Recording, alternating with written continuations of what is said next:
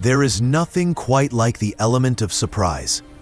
On the morning of D-Day, when the Allied forces appeared over the horizon, they completely caught the Nazis off guard.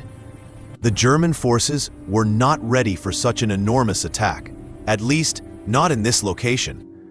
According to German intelligence, the invasion was expected 150 miles away, near Calais.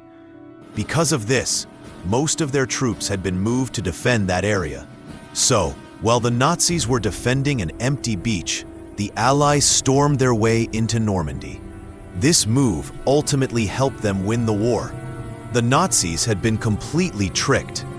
And this was largely thanks to one man, a man who spent years trolling the enemy right from his own home. By feeding them information that was correct, but useless, he led them down rabbit holes. He slowed them down, and he ultimately tricked them into losing the war. This man had no spying experience, yet with sheer charisma and imagination, he managed to win the personal trust of Adolf Hitler himself, while simultaneously becoming Britain's best spy. And this all started before the outbreak of World War II. Who was Juan Pujol Garcia? During the Spanish Civil War, the country was torn apart by a brutal conflict between the Republicans and the Nationalists. No one hated the fighting more than a simple chicken farmer from Barcelona named Juan Pujol Garcia. His life was turned upside down by the war. The government took his farm, his mother and sister were kidnapped, and he himself was forced to become a soldier. He grew to despise the extremism of both sides. So when World War II began, he felt a powerful need to do something, anything, to help stop the Nazis. His first plan was to go to the British embassy in Madrid. He offered to become a spy against the Germans, but the British agents were suspicious, and they turned him down. Refusing to give up, Pujol came up with a new clever plan. This time, he went directly to the German embassy. He pretended to be a fanatical Nazi supporter who also worked for the Spanish government. At the time, the Germans did not have a reliable spy network in Britain. They desperately needed all the help they could get. So they hired a man named Pujol. They gave him a secret codebook, a bottle of invisible ink, and £3,000 in cash. They ordered him to move to London and start spying on the British. But Pujol had a different plan. Instead of going to London, he moved to Portugal. From there, he simply pretended to be reporting from London. Using nothing more than a map of Britain and a tourist guide from his local library, he began inventing his reports. He talked about places he was visiting and things he was seeing. He wrote about military training exercises on Lake Windermere and warships leaving the southwest coast. In between all these fake military sightings, he filled his letters with ordinary personal details. He mentioned going for walks in central London, visiting local cafes, and even times when he was feeling ill. To make his story even more believable, he started inventing a whole network of sub-agents who were helping him. Our spy was building an entire network of secret agents. He claimed these spies were feeding him information from all over the country.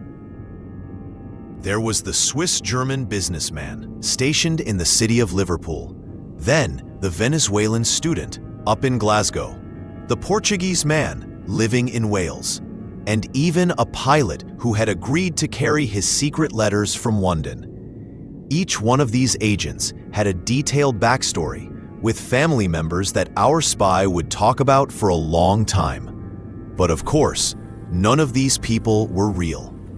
This was his clever plan. If the Germans ever accused him of giving bad information, his imaginary sub-agents could take the blame. After all, they were the ones supposedly sending the reports.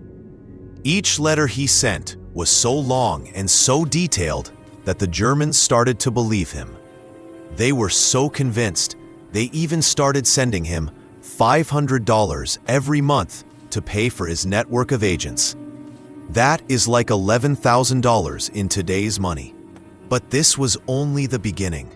The Germans were impressed with his work, so they started asking for more specific information. And that is when things took a very interesting turn. In his third letter, he sent this report back to the Germans. A convoy of 18 ships left the port of Liverpool on the 28th of March. They were headed for the island of Malta. Although Juan Pujol completely made up his spy story, an incredible coincidence happened. By pure chance, a real fleet of warships had actually left Liverpool around the same time. But before his letter could even reach the Germans, it was intercepted by Britain's own intelligence agency, MI5. This sent them into a total panic. They launched a full-scale manhunt, desperately trying to find this mysterious network of spies. But unsurprisingly, they found absolutely nothing. The breakthrough came when they carefully read through Pujol's previous letters. That's when they noticed something very odd. In one report, Pujol claimed that his agent said, "People in Glasgow will do anything for a liter of wine." That one sentence gave the whole game away. A liter of wine? That detail was all wrong. It didn't reflect Scottish drinking habits at all. Plus, Britain didn't even use the metric system. The British then realized the Germans had been tricked. The Nazis had wasted their time and resources, searching for a fake convoy of ships that was never going to Malta. It became crystal clear. This is where we strike! The person writing these letters was feeding the Nazis false information to confuse them, and it was working perfectly. The British intelligence service, MI5, was so impressed by Juan Pujol that they tracked him down. They decided to recruit him as a genuine British spy. In April 1942, Pujol moved to London. He was given the code name Garbo. Now, with access to real military information, he was ready to take his deception to the next level. The Allies were secretly planning a surprise attack on the north coast of Africa, where Nazi forces were growing stronger. So, over the next few months, Garbo began feeding the Germans very specific hints. He suggested that the real attack was being planned for Norway, not Africa. One of his fictional agents reported seeing troops practicing mountain climbing. Another spotted Canadian forces gathering in eastern Scotland. Yet another agent heard rumors of Russian troops moving west. Garbo never once mentioned Norway directly. Instead, he carefully painted a picture that made it seem like the obvious target. This successfully drew attention away from Africa. Adolf Hitler himself became very worried about this supposed attack on Norway. He ended up moving hundreds of thousands of troops to protect the Norwegian coast. Then, Garbo made his next move, a true stroke of genius. With the African invasion set for November 8th, Garbo sent one more letter to the Germans. This time, he detailed exactly how the Allied forces planned to carry out their attack. He dated the letter November 1st, but he purposely held on to it for another full week. The letter finally arrived in the hands of the Germans on November 9th, but by then, it was too late. The day before, the Allied forces had already invaded the North African coast with over 100,000 men. The letter contained all the correct details of the invasion, but it was simply too late to be of any use. The Germans, however, were amazed by Garbo's work. They replied to him, saying, "We are sorry it arrived too late, but your last report was magnificent."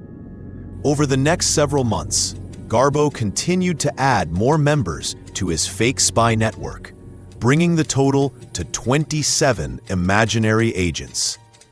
Of course, all of these fake agents had to be paid, and by the end of 1943, the Germans were sending Garbo over $100,000 every month to fund his network. They were so pleased with the information he was providing that they completely stopped hiring new spies in Britain. With his network now in full swing, it was time for Garbo's masterpiece, the D-Day deception. The D-Day landings in Normandy were planned to be the largest sea invasion in history. With over 2 million soldiers from 12 different nations, all arriving in more than 100,000 vehicles. Pulling this off without the Germans suspecting anything was an enormous challenge. But Britain had the best man for the job. To stop information from arriving late, the Germans told their spy, Garbo, to start sending his messages using encrypted Morse code instead of letters. Here's how it worked. First, Garbo would write his message in Spanish. Then, he'd break the message into small groups of 5 characters. Next, using a secret code table, he would change each letter to jumble up the entire message. Finally, an operator would type out this jumbled code into Morse code, which was then transmitted directly to the Germans by radio.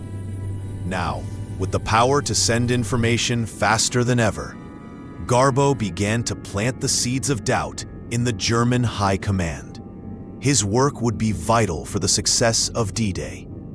For example, one of Garbo's fake agents, who supposedly worked in the London Underground, claimed that the train tunnels were being secretly extended towards the southeast coast.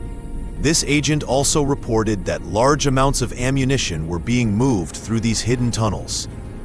Our agents soon spotted enemy assault barges gathering at the port of Dover.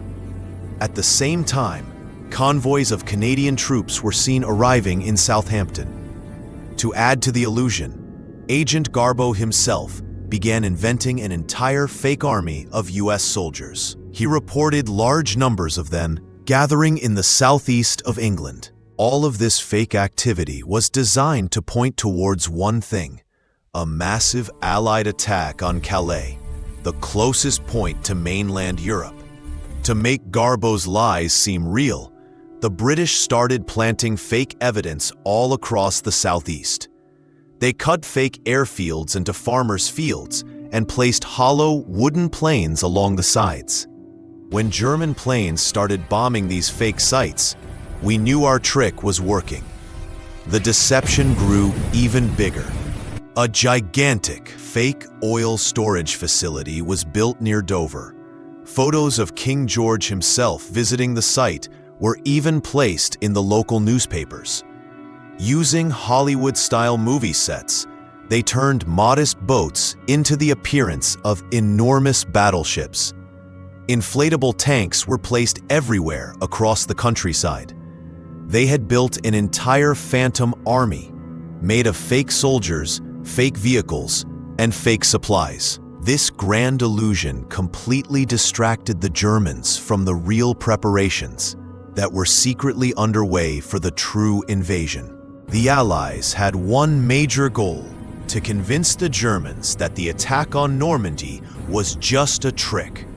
They wanted the enemy to believe that the real, much larger invasion would happen later, at Calais. And amazingly, it worked. The British even intercepted a secret conversation between Hitler and a Japanese ambassador. In it, Hitler himself said that the first attack would be a decoy and that they were preparing for the second, bigger one elsewhere. This proved that the fake messages from our spy Garbo were now landing directly on Hitler's own desk, and he believed every word. Whenever Garbo reported enemy movement in the southeast, the Nazi commanders would move their pins on the map. They made the crucial decision to move hundreds of thousands of their troops to defend Calais. That meant hundreds of thousands of soldiers who would not be in Normandy to fight us.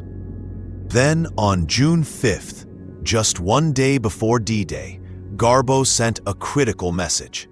He told the Germans that although their radio operators usually signed off at 11:30, they must stay awake tonight and listen for a message at 3 o'clock in the morning. He said big news was coming from one of his secret agents.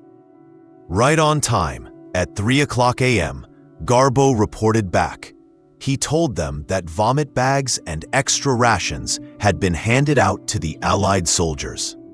This small, gritty detail was the final piece of the puzzle, making the Germans believe a massive sea invasion was truly imminent. This could only mean one thing: the attack was about to happen. But hours went by, and no response was received. The Germans had gone to sleep. Then, at 6:30 in the morning, the Allies arrived at Normandy. They were completely undercover, and they outnumbered the Germans by more than 3-1. It was a brutal day. Yet, the Allies managed to secure their entrance into France. Over the next 6 weeks, they continued piling troops, vehicles, and supplies in through the beaches of Normandy. Amazingly, the Nazis refused to move more troops to Normandy. In fact, they ended up sending more soldiers to defend Calais. They were waiting for a second attack that would never come. Every letter, every detail, every lie, and every truth had completely bamboozled the Germans. This masterful deception allowed the Allies to recapture Europe and win the war. Despite the defeat, Adolf Hitler was so impressed with the spy Garbo's messages that he awarded him the Iron Cross. At the same time, Britain awarded him an OBE. This made him the only person to receive high medals from both sides of the same war. After the war, Garbo, whose real name was Juan Pujol, feared that the Nazis would be looking for him. So, he faked his own death and moved to Venezuela. And just like that, he was gone. It's amazing, but this incredible story might have been lost forever. It was only discovered because of a man named Nigel West, a writer from London. He was determined to find the mysterious spy known as Garbo. So how did he do it? He got a phone directory for the city of Barcelona. Then, he started calling every person listed under the name Juan Garcia. As you can imagine, there were many, many people with that name. But he didn't give up. Eventually, his persistence paid off. One of Garbo's own nephews answered the phone, and he helped Nigel finally make contact. 40 years had passed since the war. After a lot of convincing, Garbo agreed to travel to Europe. There, he visited the beaches of Normandy. It was there that he truly understood the immense number of lives he had helped to save. Thanks for watching. I'll see you in the next video.